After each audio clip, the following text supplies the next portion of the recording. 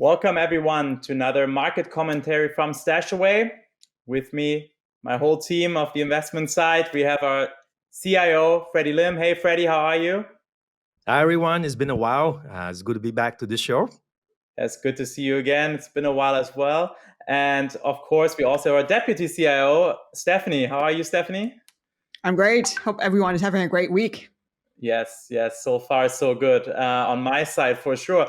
But obviously, we wanted to share some news with our listeners and our audience on YouTube or wherever you consume this market commentary these days. And Freddy, there will be some changes being made to our portfolio, so what we call a re-optimization, right?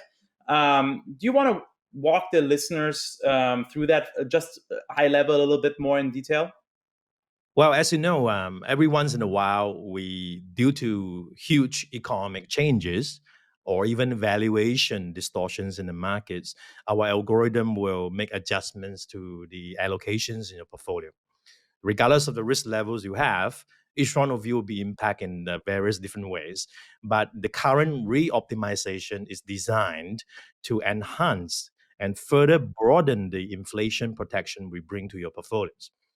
And as you know, due to our past significant investment in gold since December 2017, and our investment in TIP, the inflation protected securities, we have already have a lot of inflation protection for portfolios in the past.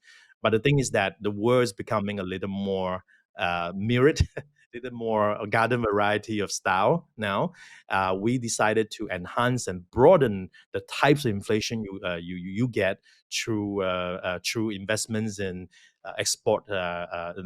commodity exporting countries, equities, so like Australian equities. We also sort of broaden. We have some portfolios with investments in XLE, which is the energy select ETF that focus on the energy sector. So we're trying to broaden and drill down further to the nuts and bolts of inflation to ring fence it.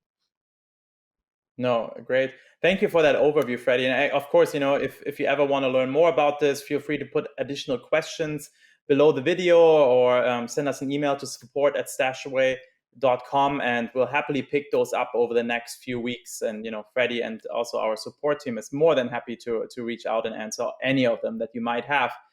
With that being said, though, Freddy, we did get quite a lot of questions surrounding our China Tech Innovation ETF holding, which is the ticker is actually KWEB or KWEB, right?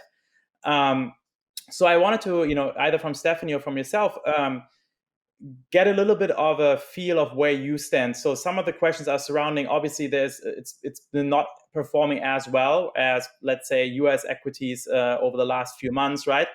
Where does the what are the reasons why that is happening, right? And where do you see that this ETF actually fit in the long term as well, right? We can look at short term versus long term, but then maybe you can put that a little bit more in perspective from people, because we do get that question quite a bit lately. Well, first on the short term, we know that China technology has been impacted by a wave of antitrust measures against them. But our perspective, this is a well-known fact. 100 people in the room would all knew this already. So the market has sort of priced it in. That's sort of our stance there. However, we are long-term investors on our platform. We need to start looking at the potentials that it brings beyond the immediate. And if you look at the cycle, whether it's China's 5-year plan or 10-year plans, it all revolves around technological revolutions. The trade war is just going to make it worse, because it's no longer US versus China. Is China versus the West. And the confidence that the Chinese have in terms of, what's the reliability of my trading partners, in terms of giving me parts and chips, and it's a certain part of the supply chain that feeds into my technological products, right? Those things are now in doubt. And the Chinese are embarking on a massive campaign to build 5G networks to build chips making capabilities themselves, right? So we felt that in terms of the long-term potential for China is immense because of this structural investment they are making to just reduce their dependencies on other partners, right? So that is one of the very, very big story for years to come. Do not let a few months of underperformance overwhelmed your long-term decisions. Ultimately, it's about having the right amount of it such that your overall portfolio caters to your specific risk level, right? Not every portfolio will have a lot of KWEB. It's a function of your risk level. If you're antsy, if you're nervous, review your risk. Yeah, no, absolutely. Anything to add there from your side, Stephanie? Yeah, I guess, as Freddy has said, the KWEB corresponds to different types of risk levels, and if within our portfolio, different portfolios would have a different, level of exposure to KWEB. And it's also important to look at history as well. What kind of volatility would KWEB has as an index, right? So if we look at the year-to-date performance, KWEB is down 20%. But bear in mind, it went up 20% at the beginning of the year, and then it went down 40% from its peak. And if we look at historical episodes, the same thing happened in the second half of 2018 when China was tightening policy. KWEB also had a 40% drawdown. Also in 2015, KWEB had a 40+% drawdown in a span of 3 months. So this is not out of what the historical volatility of what a instrument like KWEB has performed. And I think it's, as Freddy said, right, it's important to keep a long-term perspective. And then also, if you look at, the companies right now, they're trading at a lot cheaper valuation than they were a few months ago. So as a long-term investor, this is actually a good opportunity to get exposure. Perfect. No, great. Thanks both of you for those details. As I said, lots of questions on that. One follow-up question to that, Freddy, that someone posted below the video from last time is that he said he recently read that we don't actually buy Chinese shares, right, within the ETF, and that there's some kind of VIE scheme behind it. So he's asking, how does StashAway view such risks, and what protection can investors expect if the VIE becomes void? Is there anything that you want to share on that part, Freddy? The risk is not just the VIE scheme being voided by China, but I think that's a bit hasty to assume anyway, because what the Chinese government can do to say, well, you can't use it anymore, come home. So other than worrying about delisting by the US, which takes a couple of years of processes, there's also the risk that the Chinese government say, hey, I want you to come back. That's the risk. It's not like the stock's going to go kapoof, it's disappeared just like that. No, it's just going to go be listed back in Hong Kong or a domestic Chinese exchange, right? So then the bigger question around this VIE schemes, the listing risks, is that whether KWEB as a fund manager could manage stocks onshore. And currently, out of the 53 names that KWEB owned, 40 names are American depository receipts, the ADRs. And the ADRs are issued on the back of the VIE scheme. So that's what the question is about. Now, if that goes away, what it means that KWEB, the fund manager, simply has to move away from ADRs, now going to owning stocks on the Hong Kong Stock Exchange or the Shenzhen Stock Exchange. It's not like the stock's just going to disappear and go to zero. It's a very misleading question in the first place, in my opinion. If Stephanie, if anything to chime in, feel free. Yeah, I would say, if you look at the composition of KWEB, right now, there's 30+% of exposure actually for stocks listed in Hong Kong.